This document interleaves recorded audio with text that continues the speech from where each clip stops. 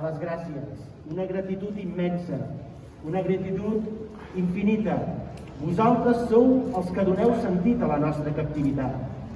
És aquesta energia, aquesta determinació, aquesta dignitat que vosaltres representeu, allò que ens dona la força per poder-nos llevar cada dia i dir sí, som a la presó per haver defensat unes idees legítimes, sí, ho tornarem a fer, ho tornaríem a fer tantes vegades com fes falta.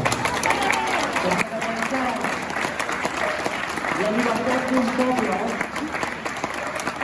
no pot ser delicte, fent-ho democràticament i pacíficament.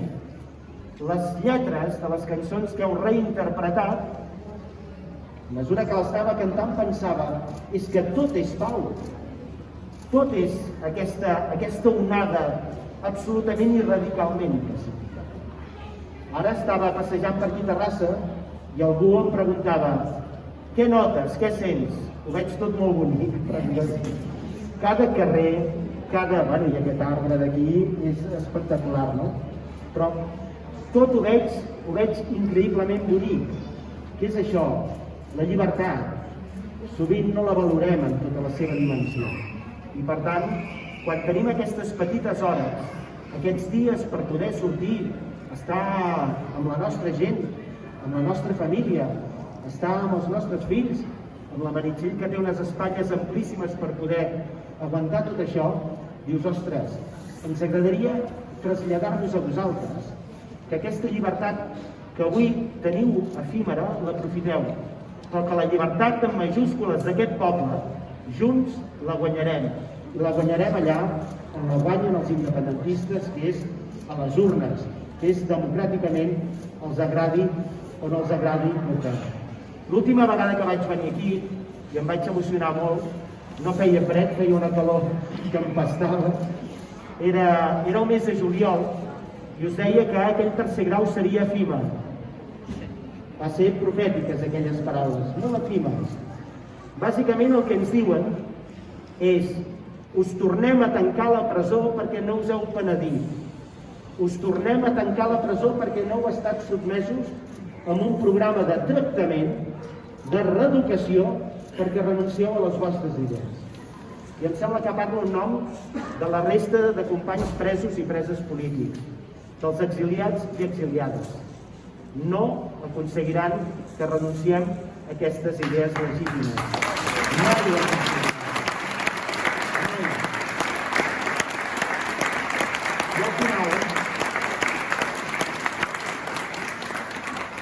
deixeu-me, a la presó veiem moltes pel·lícules. Ja està, no us explico com les veiem, però les veiem. Moltes pel·lícules. I n'hi havia una que es deia Los 8 de Chicago, que explicaven exactament el que ens ha passat a nosaltres.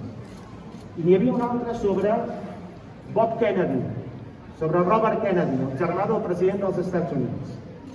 I ell, acabaré manllevant les seves paraules, ell va anar en un viatge a Sud-àfrica en ple apartheid, a la Universitat de Johannesburg.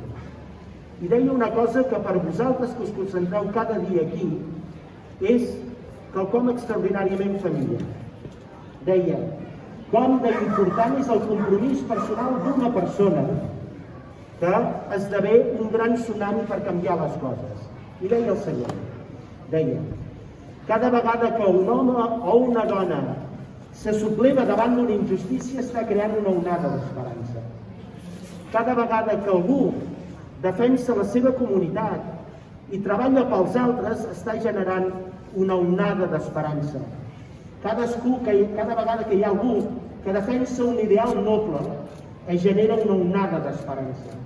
I són milers i milers i milers d'onades d'esperança les que aconseguiran abatre els murs més alts d'incomprensió i d'injustícia. El dia 1 d'octubre hi va haver milions d'onades d'esperança. Guanyarem perquè hi sou vosaltres. Guanyarem perquè hi som nosaltres. Guanyarem perquè l'esperança sempre és més poderosa que la por. Que aquestes milers i milions d'onades d'esperança no les atura cap jutge, no les atura cap Borbó, no les atura cap exèrcit. ens en sortirem, guanyarem, i quan siguem lliures direm va valdre la pena, perquè els nostres fills i filles viuran en un país normal, en un país lliure, en un país millor. Gràcies de tot cor, molt bon any i visca Catalunya lliure!